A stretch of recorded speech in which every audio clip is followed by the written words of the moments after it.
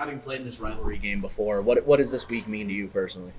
It means the world. It means everything to me. I know it means a lot to the people that who have come before me, to the university, to the people of Eugene, and to the people to the state of Oregon as well. So it means the world to me.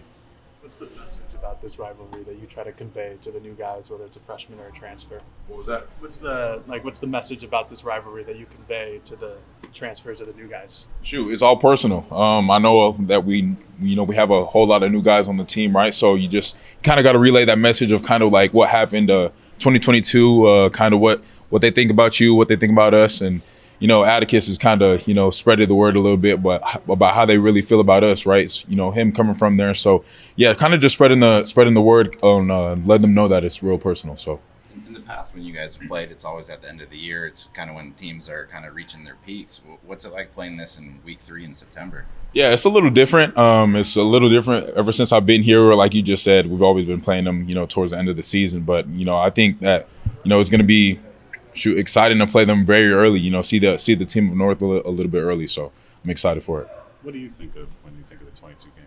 What's the first thing that pops in your mind about that game?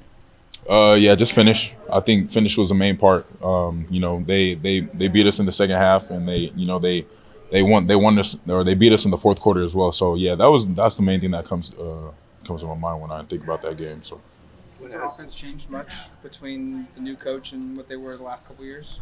A little bit, yeah. And they got a new OC. Obviously, the head coach was a DC last year, so he's going to bring some translation over from the previous staff. But just a little bit tweaks here and there. Obviously, a team that still prides themselves on running the ball very well. So got to stop the run. How do you think that playing a guy like Ashton Jeanty last week, who was able to rack up 200 yards, really talented running back, helps prepare you for a team that's going to be so power run focused and power run heavy?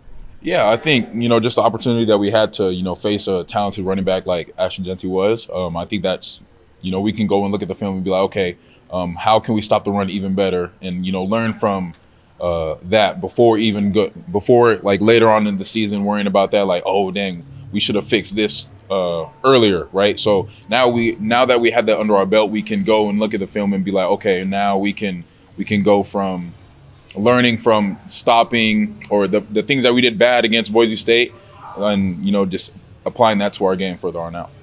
Last non-conference game of the season, what kind of opportunity does that give you to get ready for Big Ten play? Say that again? It's your last non-conference game. How can you use this game as an opportunity to get ready for Big Ten play in a couple weeks? Yeah, I think every week has just been a great opportunity to get ready for, the conference play, right? And I think this, heading into this last week before, we head into that Big Ten conference play, this week is kind of just, sharpening our sword, right? Every week is going to be a great opportunity to sharpen the sword again and again. Devin Jackson's played a lot the last 2 weeks. He's looked really good. Where have you seen him just improve? I know he's a guy under your wings and whatnot. Where have you seen him now? It's every day in practice. The energy that he brings in practice, just the way the guy flies around. I know I said this a couple of interviews ago, but from the spring he was a guy who really attacked everything. He wanted to be more vocal. He changed his body, right? And I think that's starting to show up. Like all you guys are starting to see that now. And it's so happy to see his hard work showing off. So. How do you guys as a defensive group bounce back from Jeanty and Boise State's performance? Yeah, I think just going to the doctor and looking at the tape and just realizing how we could have tackled better, how we could have, been in better fits, just little things like that. I think that game came down to the fundamentals, right? Well, we didn't tackle to the standard. We didn't, some of the fits were, So some of the fits were a little bit jacked up, right? So we just went back and looked at the tape and, we've been attacking that ever since.